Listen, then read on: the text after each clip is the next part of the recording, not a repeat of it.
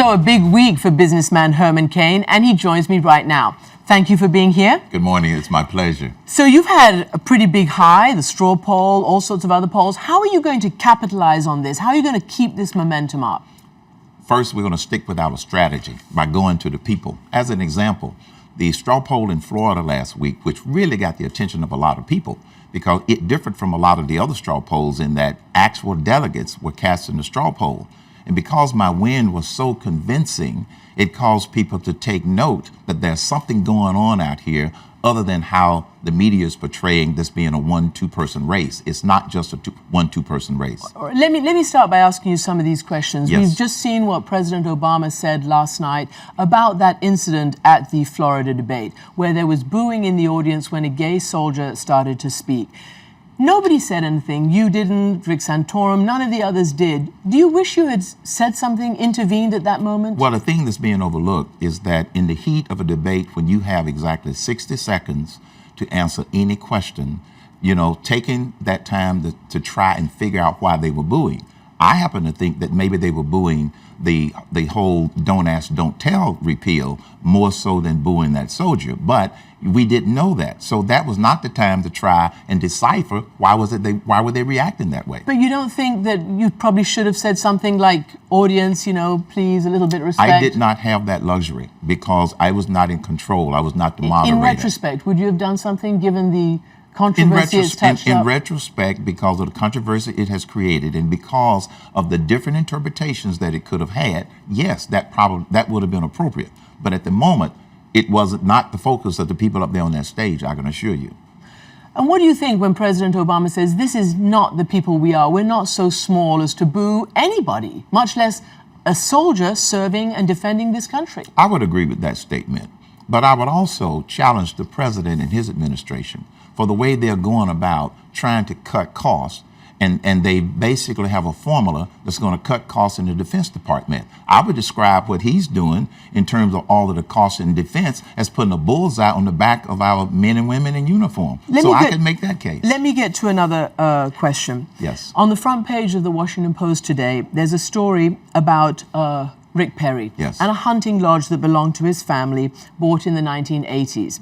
And on a rock, apparently, near the entrance there is a word that is a very ugly racial word, a slur. Yes. Apparently it's been painted over. But the report raises questions about whether this rock, this stone, with that word on it, was still on display even quite recently in the last several years. What is your reaction to that? My reaction is that is very insensitive. There are some words that do not basically inspire the kind of negativity like that particular word. And I know that you are refraining from saying that word, so I'm going to say what the word was on the rock. The name of the place was called Niggerhead. That is very insensitive. And since Governor Perry has been going there for years to hunt, I think that it shows a lack of sensitivity for a long time of not taking that word off of that rock and renaming a place. It's just basically a case of insensitivity. It was painted over. Yes, it was painted over, but how long ago was it painted over? So I'm still saying that it is a sign of insensitivity.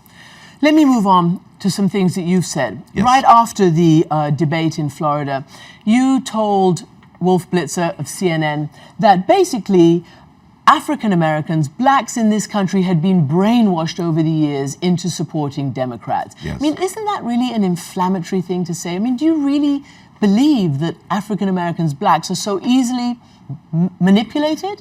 I also said in that same interview... No, but let me ask you about that. That word is very inflammatory. It is. I'm going to answer your question. I also said the good news is a large percentage of black people are thinking for themselves. Now, I think that if the word is inflammatory, that's too bad. It is true. And here's why. Because some black people won't even listen to someone who appears to be a conservative or a Republican. I call that brainwashing. Some would say that actually it's because those policies and what you're proposing, for instance, don't meet their demands or what they're looking for.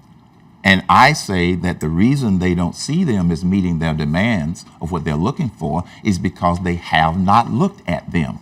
My economic growth and jobs plan, as an example, is not partisan. It is a solution that benefits everybody, especially the African American community. Well, let me ask you about that, because 999, Yes. you talk about 9% corporate, 9% income tax, and a Right. 9% national sales tax. Yes. And economists are saying that that could actually disproportionately affect poorer people, African Americans, and all sorts of poorer people. Ask them to do the math. Apparently they have done the math. No, they have not, because I have done the math. Let me give you an actual example. If you take the median income of $50,000 a year. But what about $20,000 a It's year, just- people who are paying less? If it's 20 or 25, just divide by 2, okay? I started with the median income, okay? If you start with $50,000 a year, the same numbers work. You get the same conclusion if they make $25,000 a year. Here are the actual numbers. $50,000 a year under the current system, they are going to pay approximately $10,000 in taxes. It includes the payroll tax. Now, under 999, they're going to pay $4,500, 9% of $50,000. Now, that means that they have an excess of about $5,500 because they are now paying $10,000. If they paid a 9% sales tax on everything that they buy, which means they bought all new goods and services, they would still come out $2,000 ahead. So what I'm saying is those economists need to do the math. They're making that assertion based upon wanting to attack it and turn it into a class warfare argument. I want to ask you about something else that you've said. Yes. You've said, and we're going to show a graphic, that there's been a creeping attempt to gradually ease Sharia law and the Muslim faith into our government. And now listen to what Governor Chris Christie has said about the fear of Sharia law here in the United States. This Sharia law business is crap. It's just crazy. And I'm tired of dealing with the crazies. So he's saying that those kinds of fears that you espouse and others are crazy. What do you say to that? Call me crazy, but there are too many examples of where there has been pushback. You don't really mean this, though, do you, Mr. Oh, Cain? yes, I do. Sharia law in the United States? Some people would infuse Sharia law in our court system if we allow it. I honestly believe that. So even if he calls me crazy, I am going to make sure that they don't infuse it little by little by little. It's not going to be some grand scheme little by little. So I don't mind if he calls me crazy. I'm simply saying— You're sticking to it. I'm sticking to it. American laws in American courts, period. American laws are in American courts, Yes. so the people of Yes. this country should be safe for the moment. Exactly. Let me ask you about Chris Christie jumping in. Would you Yes. support that? Come on down, as they say, to use Bob Barker's term. And here's why. I respect Governor Christie. He has basically distinguished himself because he's not afraid to tell it like it is, like me. But he would be another person in the contest. It would still be up to the people. It doesn't concern me in terms of what it might do to my momentum, because one thing that we've learned about people who support Herman Cain, they do not defect. They are not waiting for the next flavor of the week, to use someone else's terminology. So it wouldn't bother me a bit. Herman Cain, thank you very much indeed for joining us. It's been my pleasure.